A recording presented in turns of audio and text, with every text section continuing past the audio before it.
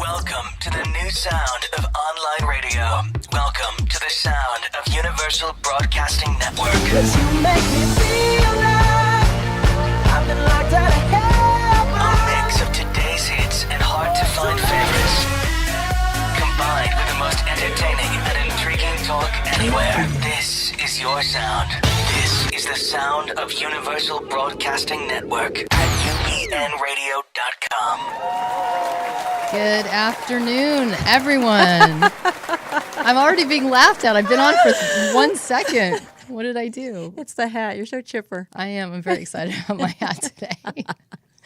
Welcome to Distill It, a 360-degree view of life in sports. I'm Wendy Rosenthal, and laughing at me is your buddy, Eira Schwitzer. My buddy, like my comrade in life. We go out and do fun things together, including this show. Yeah.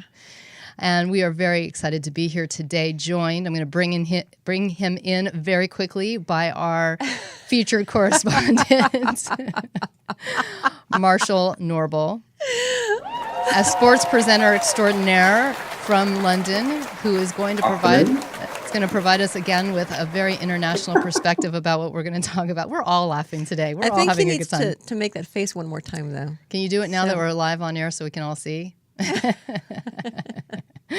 Lovely. Tonsils look good. You know, we're having fun because our topic is it's got us all riled up. It does. And I bet you and I bet you we get Jarvis to chime in. I think so. Because I think we're going to push his buttons a little bit in a minute. And I'll tell you what that is going to be very shortly. But first, we want to say hello to everyone. Thank you for joining us today. We are here because we love sports. We love talking about sports, and because we really believe sports is a metaphor for life. And so when we're talking about sports, we're also talking about life, which is fun to talk about and something we're all living. So we are partners in a business called the Distillery, and we work with athletes to help them envision their world and life beyond that on the field, which is something that's very near and dear to our hearts. So we always try and bring a little bit of a distillery point of view into our discussions. And we like to distill it here. And today we are going to distill a very complicated topic, actually. The more we investigated it, I think the more complicated it became. Because at first it was just something that really pissed me off. Right. Over the last few weeks, you know, we've seen several very well paid, very highly paid, very talented athletes, you know, have some not so nice behavior on and off the field. Right.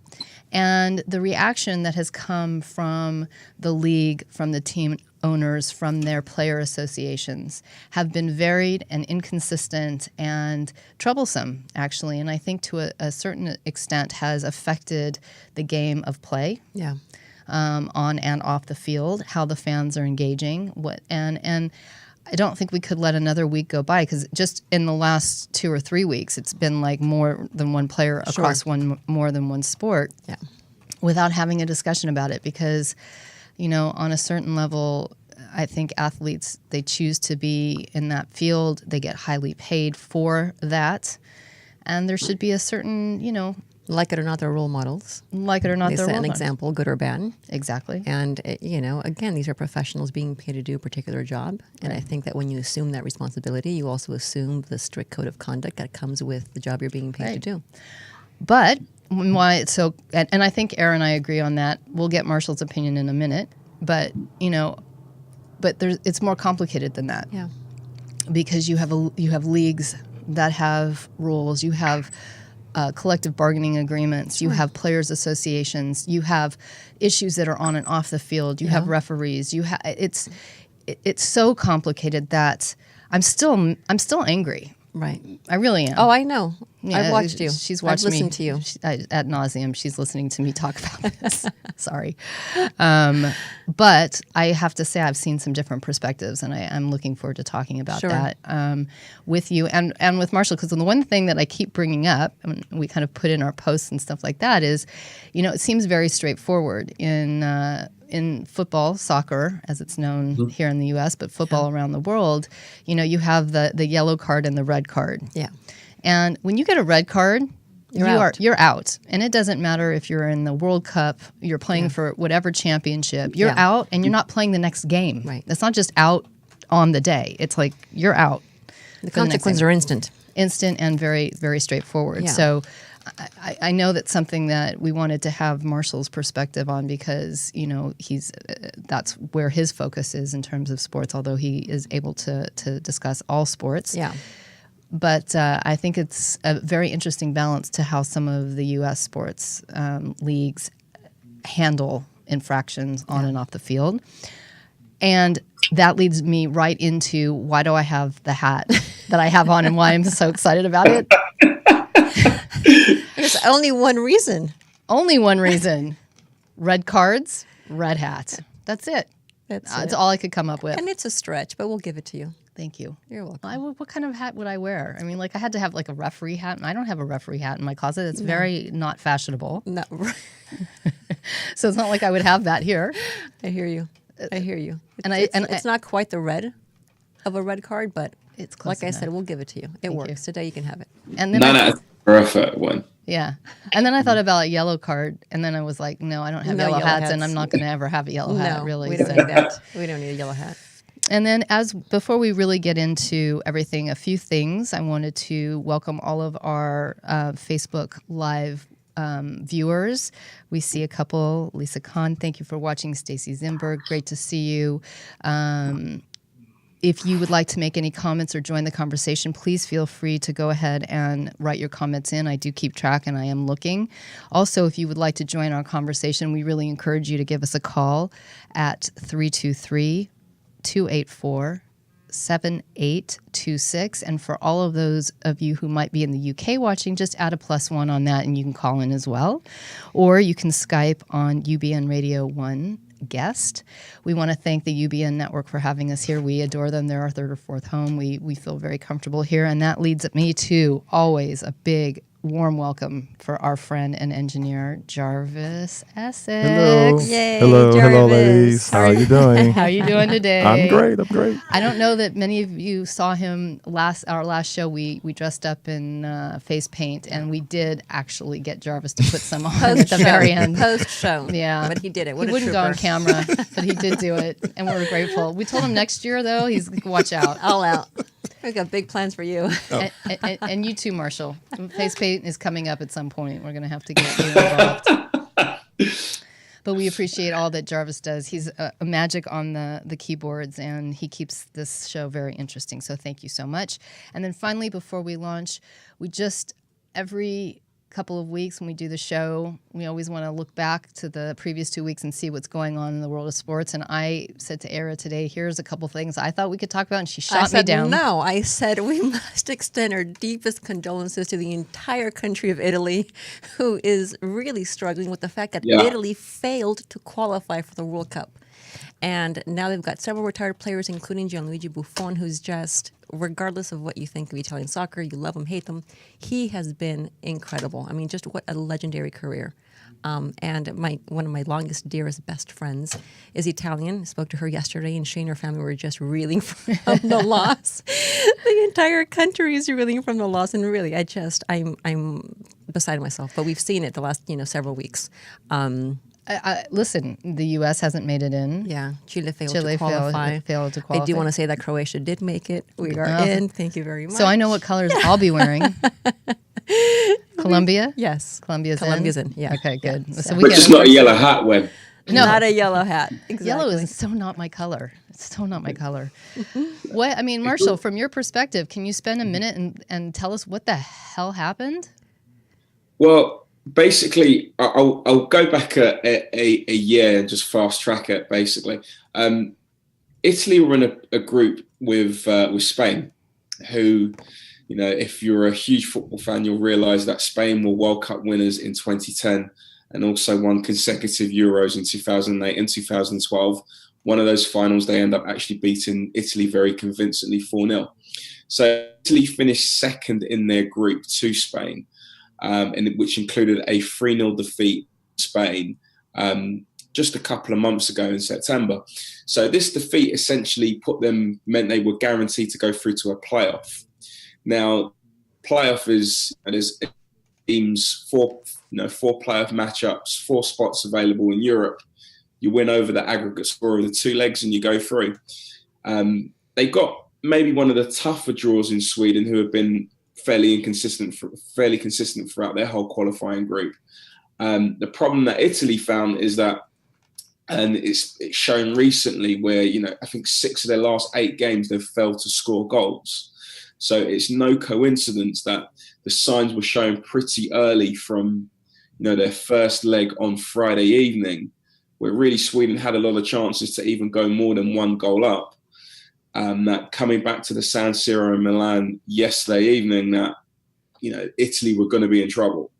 And I'm not sure how many people over there did get to watch the game, but the longer the game went on, you can see they were struggling and struggling and struggling, and they were finding and looking to be more and more desperate ways to find any opportunity just to con the referee to get something. So even when seeing social media now and the internet and all the major reports, I've certainly, from what I saw of the game, Sweden deserved it.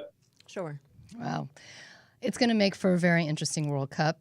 And I want to say hi to our friend Miriam Smilovic, who we all know. Thank you for joining us. And an old friend of mine, Walter Hyman, who I know is a big sports fan. So thanks for tuning in. He also plays basketball. All right, let's get to it.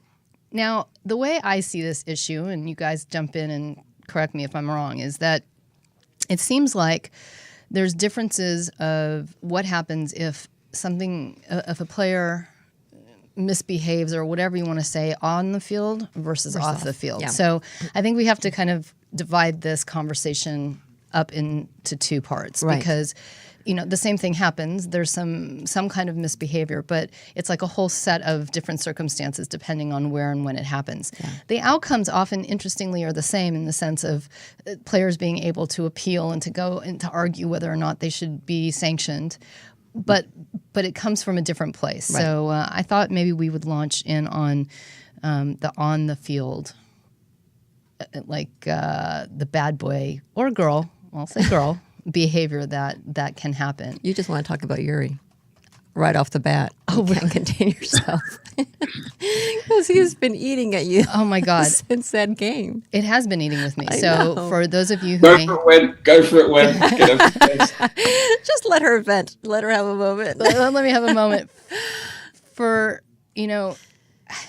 watching the World Series, and it was an incredible World Series. It really was. Incredible. Except for the last game. Except for the last game, but we won't go into that. We won't discuss that. Game 4. Yeah.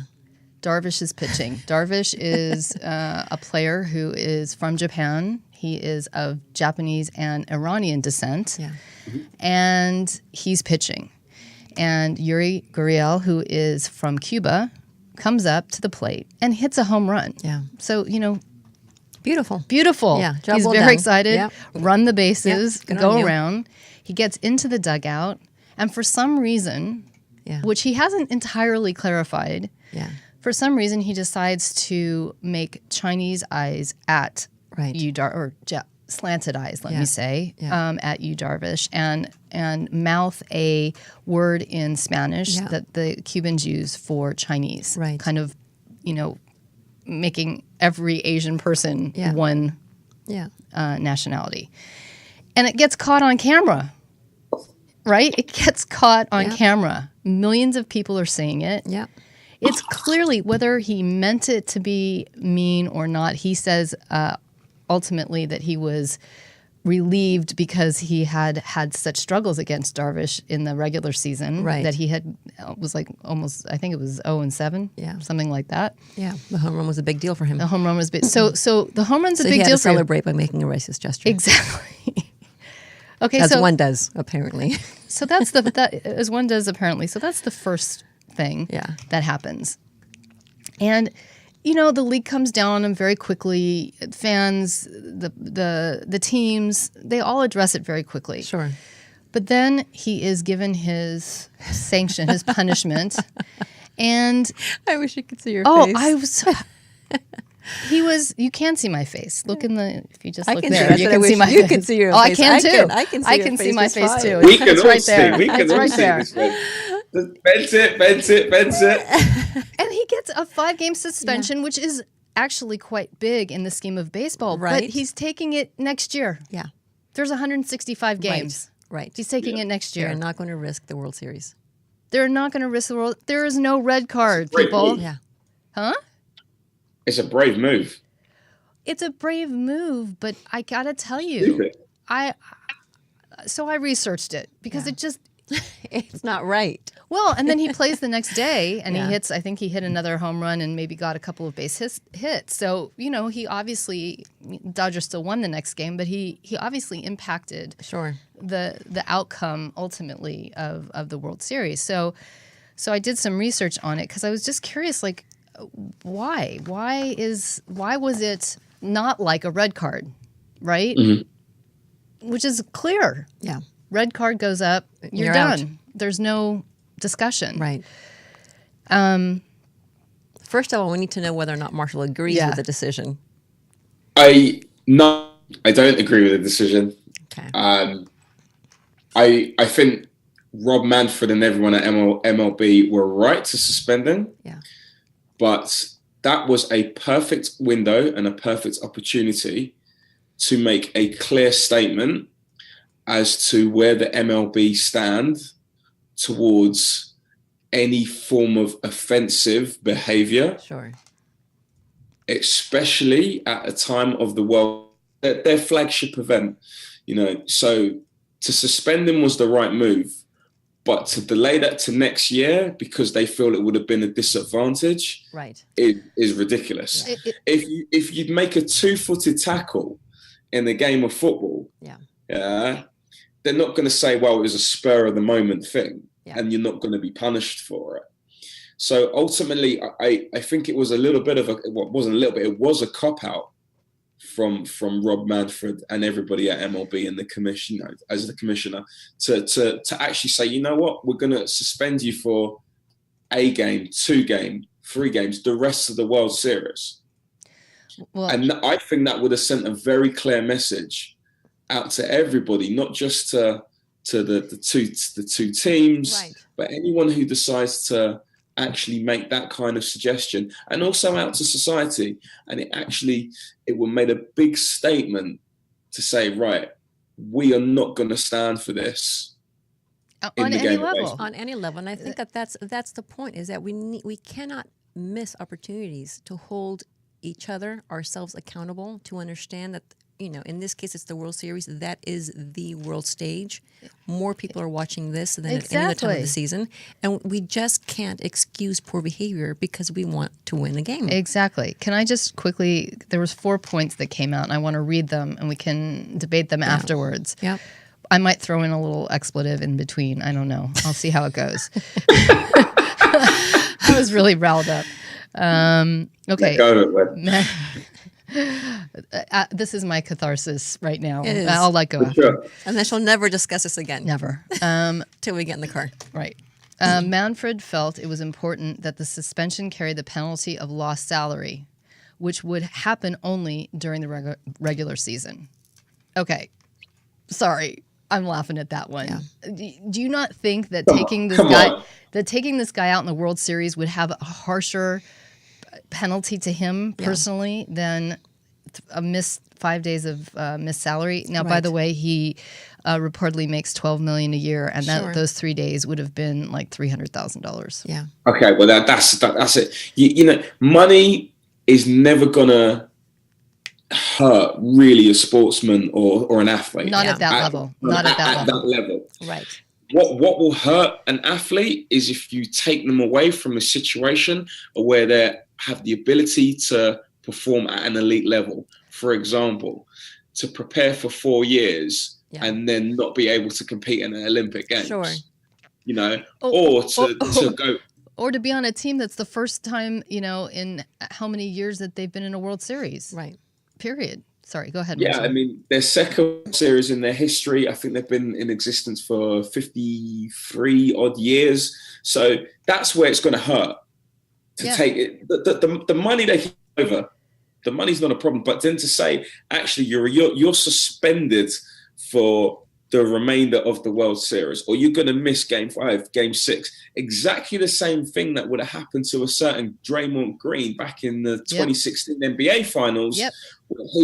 He just actually pushed his luck just a little bit too far across the line, and the NBA said, "You've done too many flagrant twos, for your alleged nap into certain regions. We're going to send you." Yeah. Which completely changed the dynamic for the rest of the NBA series. Sure. He missed Game 6. The Cavs won that one. And then, of course, he was back for Game 7. But by that point, it was a winner takes all. And, if he's there for Game 6, they probably win that NBA title. And now they've created a dynasty of winning 3 back-to-back, which, as we all, is a very difficult thing to do in any form of sport. Exactly. I think it was a huge cop out. It's a huge cop out. And to Marshall's point, I mean, if you are allowed to pay your way out of bad behavior, making mistakes, it's a huge testament to how much value we place on monetary wealth over anything else. And by the way, guess what? We all make mistakes. Yeah. There's no, but we all make mistakes, right? Sure. And there's penalties when we do. The second reason. This one really got me. The second reason is Manfred felt it was unfair to punish the other 24 players on the Astro roster during the World Series. Is that not a risk that you assume? Let me finish this, because he says this. I wanted the burden of the discipline to fall primarily on the wrongdoer. Oh. Is baseball not a team sport? Oh, my goodness. Wow. Is baseball not a team sport? Yeah. It is, and for that reason, that's exactly why he needs to be personally punished. Right. Because, it's not that, okay, there'd be a handicap to Houston not to having him. But again, in most sports we play over here, a perfect example is rugby. Yeah. If you make an illegal tackle, you either get sin binned for 10 minutes, for a yellow card or persistent infringement, or you'll get sent off, and then for the rest of the game, your team has to then manage without that particular personnel. Right, exactly. And that's then the responsibility of the team. It's absolutely essential at that minute that, he's got to be suspended for games and not next season. It can't carry over to next season. It has to affect that current situation. If you get suspended for 5 games, if you a game of football and it's a straight red and it's a 3-game suspension, the Premier League are not going to turn around. Well, actually, Wayne Rooney, we're going to in 3 weeks' time or from the following season, even though there's still the best part of 30, 40 games still to play in the league. Sure. That's not going to happen. That's going to be complete uproar. And no one in the FA or the Premier League are going to turn around and say, well, it's because it's going to be unfair to the team. Right. Well, what about the fact that he committed the infringement in the first place? Right. Isn't that then being unfair to the team he actually committed that infringement against? But how about teammates expecting more of each other? And sure. knowing that if they don't hold each other up to a higher standard, right. and of course, none of us can control what other people do. Yeah. But for sure, when you work on a team in a company, you're pushing each other, right? Yeah. There's no Completely. different. And to expect that if I were on a team knowing I'm going in and if any one of my team members does something idiotic, it's going to affect me. I'm going to make sure. Absolutely. If you're playing soccer and you're out on a red card, your team's one man down. Exactly. It's a huge amount of stress. Yeah. They're placing your entire team. So you're mindful of what you're doing. Exactly. Yeah. And I almost wanted to call up the commissioner and go, are you Yeah. literally kidding me? Right. That's what these people are getting paid millions of dollars to do, is to bear the burden of a teammate that maybe doesn't act in the most appropriate way. Exactly. And to be fair as well, to Houston, it's not that they didn't have the depth to replace him. I know. Yeah. It's like Houston have been Houston are known for their analytics, and they have depth at a number of their positions. So it's for Rob Manfred to come out and say it's because I don't want the other 24 players to. to miss out and feel it's unfair. That's ridiculous. But that's not even that isn't even good for the sport. Yeah. It's not even good for sports in general. It's just, right. It's a huge missed opportunity from Major League Baseball. They had a huge opportunity to make a statement. The same way, and I accept it's a slightly different discussion, you know, with when the NBA had a chance to get rid of Donald Sterling as an owner. Yeah. You know, they realized that was a window, and they shifted and they said, you know what, we're not going to stand for this. Right. Which makes them seen in many people's eyes as a very progressive organization and franchise. The fact that they are willing to understand and listen and do something to change. Right. Now, that window was given to Major League Baseball. The biggest scene, their Super Bowl is the World Series. Right. You have to suspend him. Yeah. You know? Yeah. Okay. Third point. Yep. So we have so much to talk about. He was impressed by Darvish's desire to move forward. He felt that it just gets worse. It gets worse. It really does. So if the victim comes out and forgives you, then you don't actually have to be held accountable. You know what? Let's just wash our hands clean of this. This is exactly the reason we have to do it.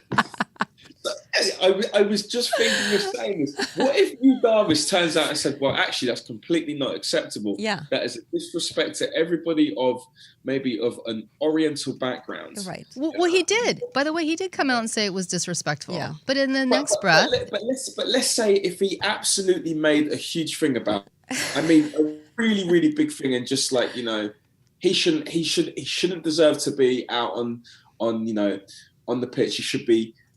I don't even want to see him anywhere near in the World Series. Yeah. I think Houston personally to take him out of the lineup. Sure. What if he made an absolute even bigger thing of it? Yeah. Went onto social media, spoke to everybody at Fox and ESPN and all the other networks, and just absolutely it blew the internet.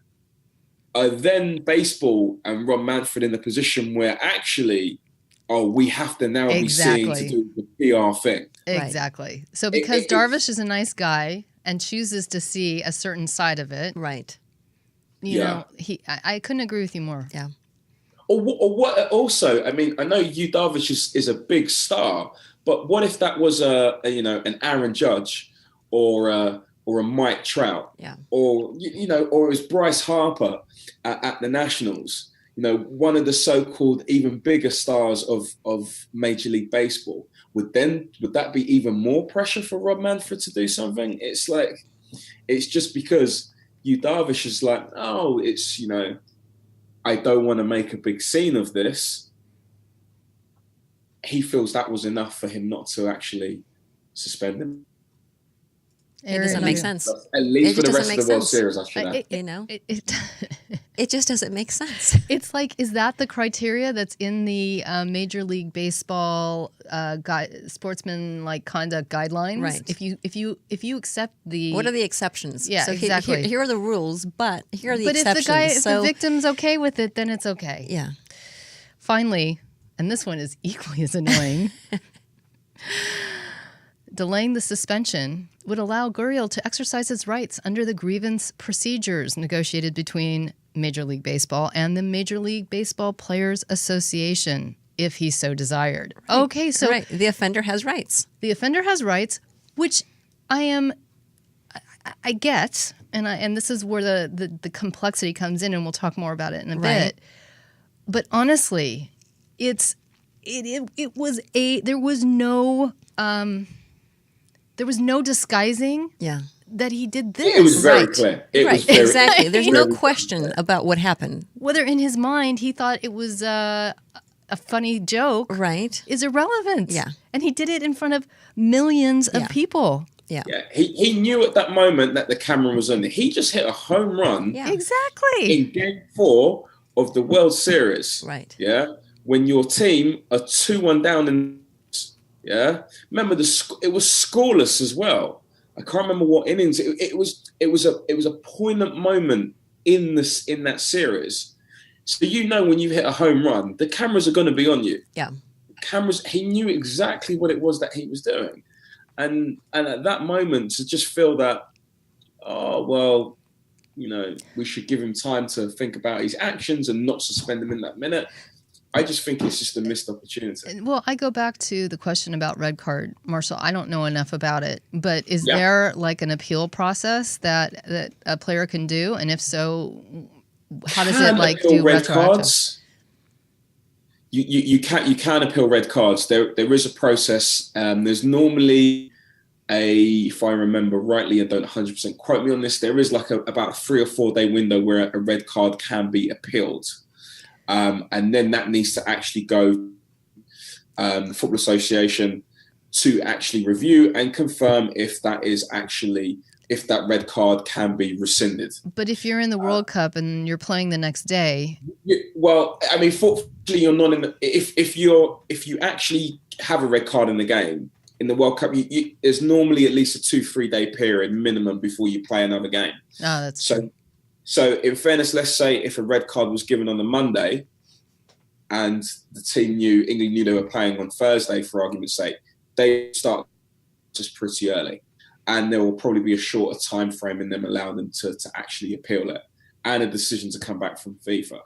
But often it needs an excellent case for it to be actually rescinded. Yeah, those are rarely overturned. Right, rarely. And that was going to be my point. Mistaken identity, whether there was clear evidence that, that shouldn't have been given. Sure. Because more often than not, you're not going to see red cards rescinded. And also, they don't rescind yellow cards. Yeah.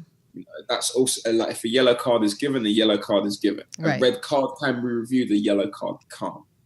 So I guess the point is because it's so rare that players take it seriously. They take it seriously, and it's not, that they play perfectly, but they do take it seriously. And I think it also helps preserve some of the beauty of the game. I think soccer is a very different sport in that case. There's no instant replay. There's no refs aren't going to be overturned. Red cards are rarely rescinded. I mean, it's what happens on the field happens. You move on. Right. The rules are very clear. And white in that instance. It's pretty black and white. What happens on the field happens. You move on, and everyone's very clear on the rules of the game going into it, which I think helps everyone sort of play on an even.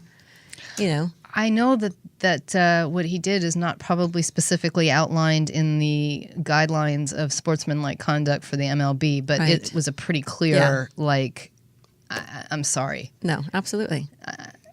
Yeah.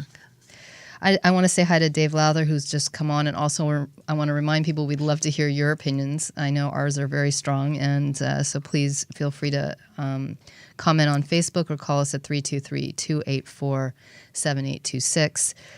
I feel like I agree with Marshall. We missed an opportunity, or the MLB missed an opportunity to set a precedent that actually could help them in the future. I think that's the overarching thing for me right now, is that because we are so willing, and again, it's a hard thing for me. It's, innocent till proven guilty type of conversation. Yeah.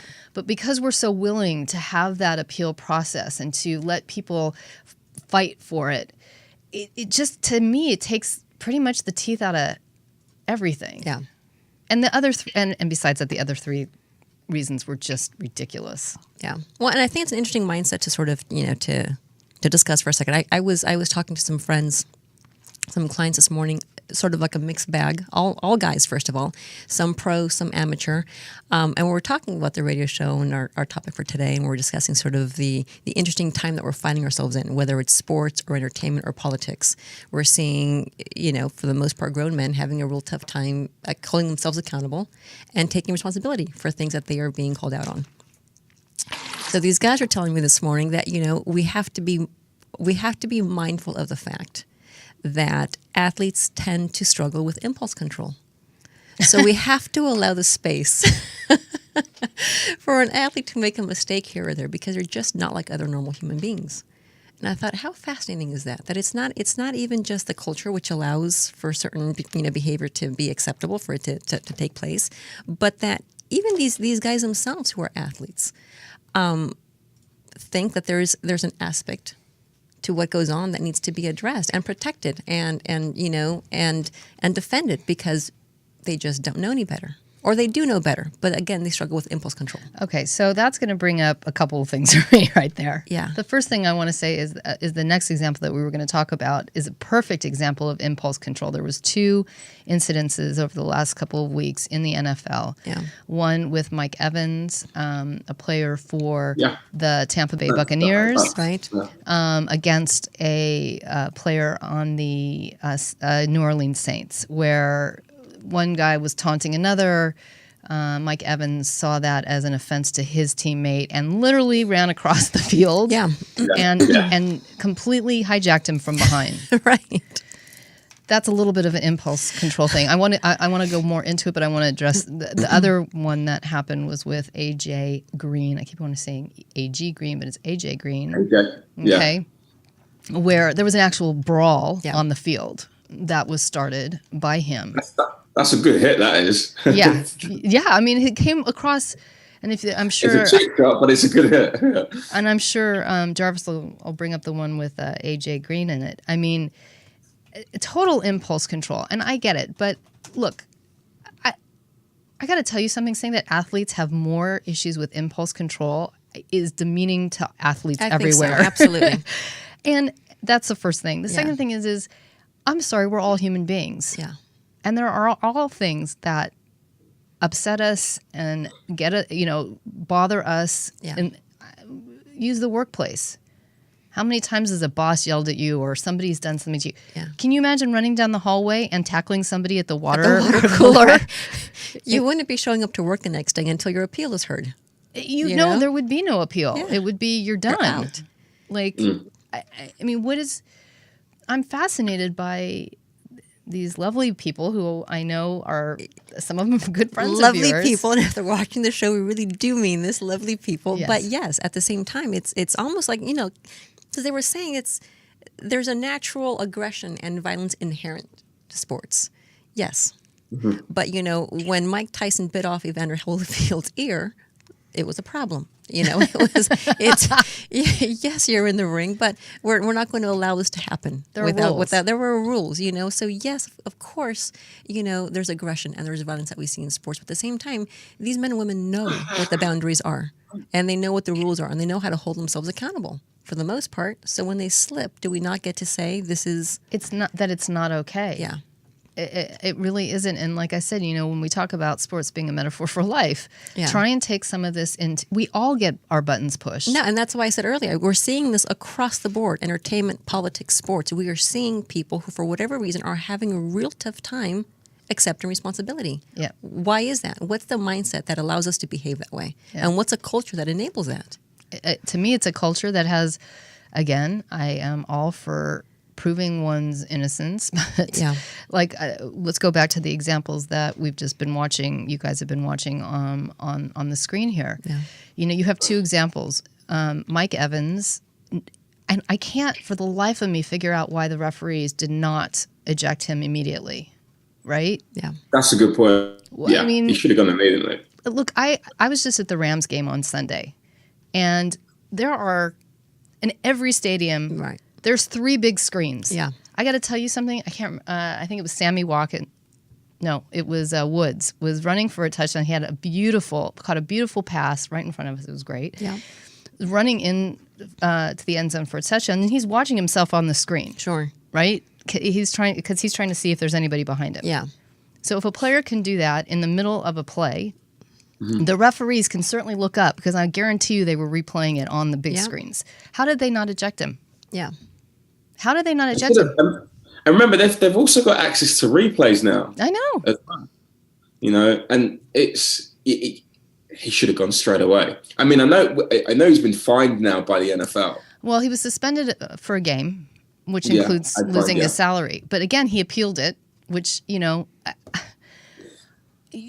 what you got caught on camera. What are you appealing exactly? CBA. What is the discussion? You ran. It wasn't like you were standing right near. You right. ran across the field.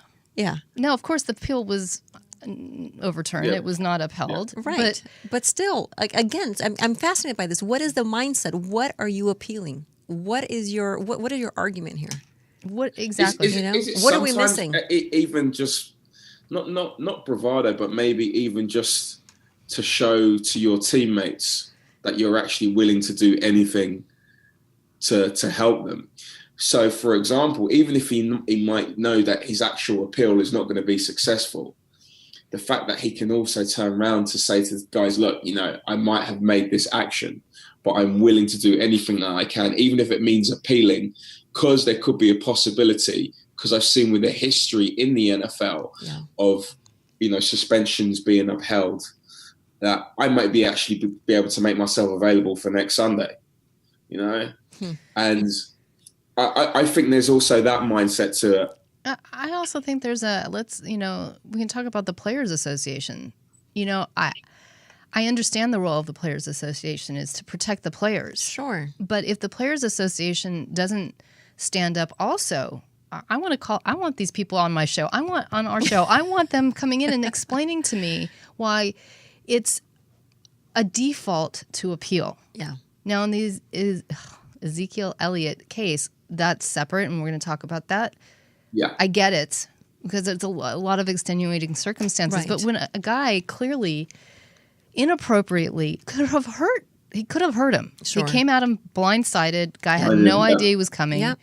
That's dangerous. These That's are not just- career-ending injuries. Exactly. Yeah. Could have a concussion, whatever. Absolutely. It's not right. And then you go to the flip side with AJ Green, where they did eject him. Yeah. And they only ejected him for that game, and he's back. Right. So it's kind of like... And we'd be fascinated to hear what he learned. Exactly. And he was beating the guy up. He was punching him. Right. He was punching him. But they've both got to go as far as I'm concerned. You know, they've both got to go, him and Ramsey. Yeah. Both of them. Ramsey's known NFL, one of the really good backs. You know, and defensively, Jacksonville really improved over the last, season and a bit. He's known for always getting in the ear of their lead receiver. He's their best cornerback, and he always takes on the opposition's number one receiver.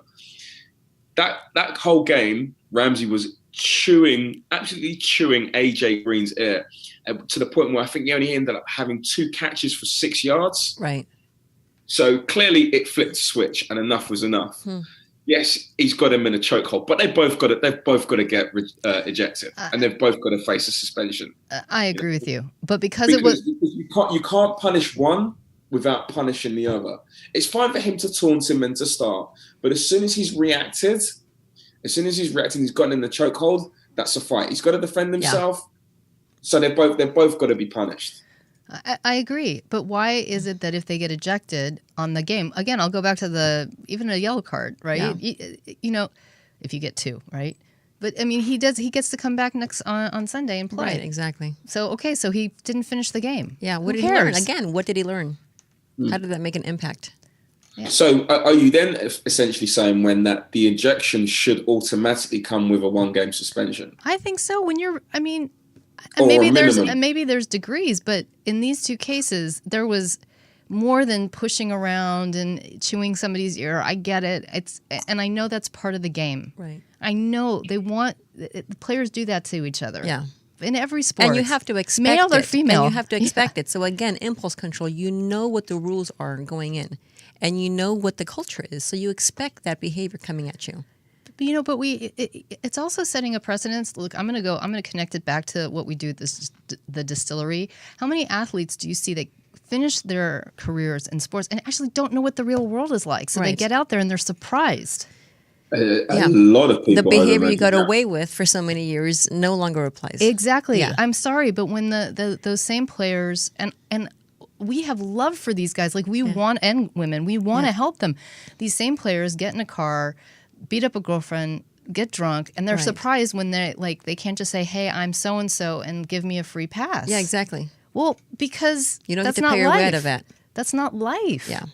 And so then ultimately it's also about the entitlement that these professional athletes seem to perceive that they have. Sure. Yeah. Which is reinforced. Yeah.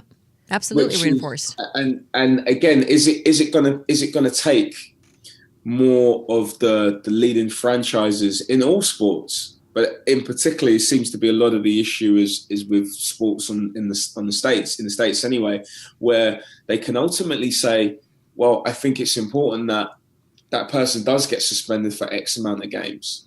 That person does get also hit with a fine, and financially hit them, as well as suspending them for games. Yeah. Because just to get them to understand that they have a responsibility, and the fact that they just can't assume and just be entitled to feel like, well, just because I am quarterback or wide receiver for a team in the NFL, that certainly gives privileges more than the average man or woman on the street. And you have to be consistent in doling out sanctions. Well, that's what I was going to say. The one thing that struck me in all of the research that we did is the incredible inconsistencies within the leagues. I mean, it's not just across sports. It's within the league itself. And a lot of the power ends up being with the commissioner, which, again, I can see why.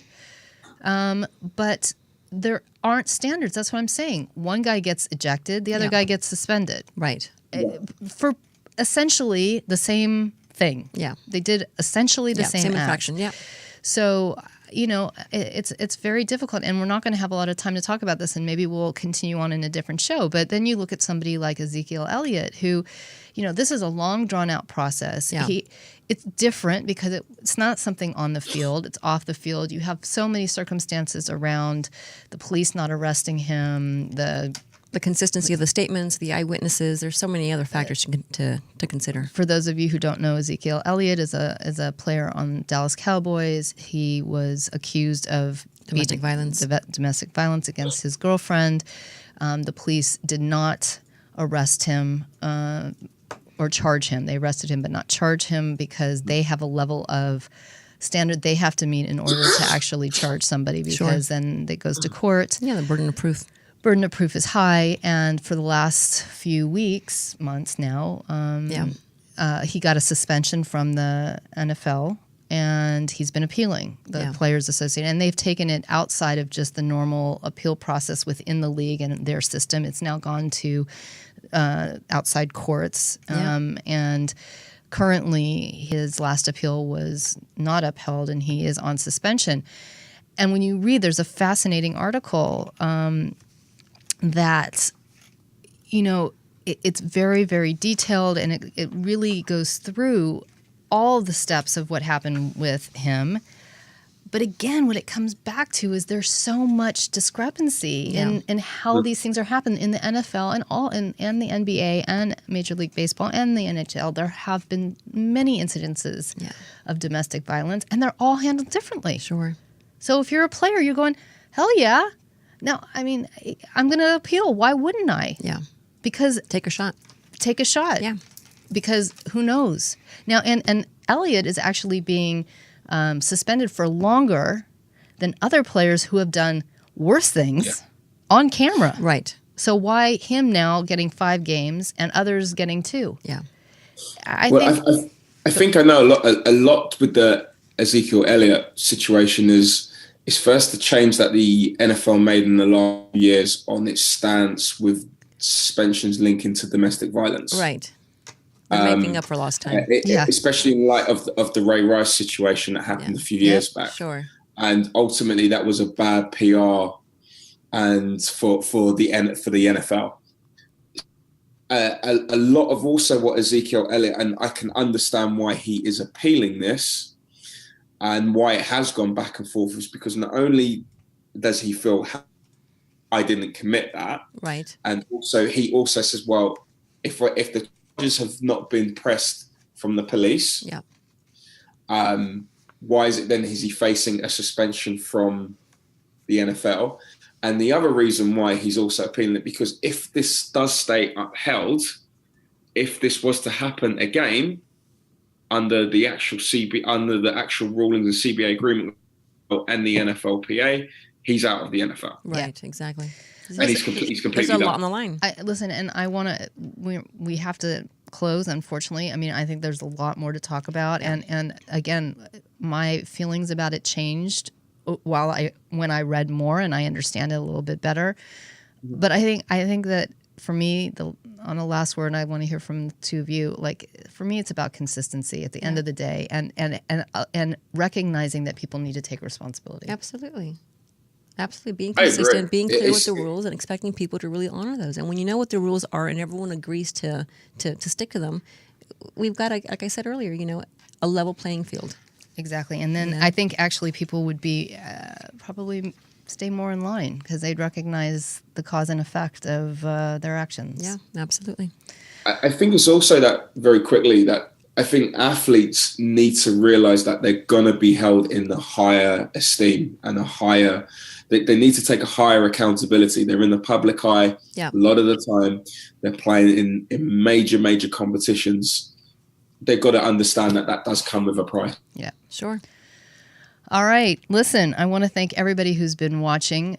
This has clearly been a very exciting topic. I feel like I've gotten a lot off my chest. I'm not done though. I'm not done. I'm not done. That's why we need to do this another one. I know we do. We will. I want to thank you, Marshall, for staying up late as you always do. We love having you with us and bringing a great perspective that we don't always see. Jarvis, our friend extraordinary, again, thank you. I was enjoying watching all of the clips as well. Our next show is on November 28th. I want to give a little preview. We have a very interesting guest on December 12th. Yeah. A gentleman by the name of Jaron. Right. Yeah. And Jaron was on the UT championship team, and now he is a very high up legal counsel for Amazon Studios, and he's going to talk to us about a lot of things. So we're very excited about that. Please like us on the Distillery Inc. page on Facebook, or you can subscribe to get our podcasts on iTunes, Castbox. We also have a YouTube channel where if you missed this broadcast today, you can check us out on our or other of our broadcasts. You can check us out on our YouTube station. Thank you for always keeping me honest over there. I really appreciate it. Thanks to all of our friends and who are watching. Sharon Stern in London, thanks for staying up late. Yaakov Shushan, really nice to have you with us, and we will see you all in 2 weeks. Thank you, everyone. In the future, talk radio will actually educate, inspire, and make you think. The future is now. Topics and music that affect your life from Universal Broadcasting Network. Tune in at ubnradio.com.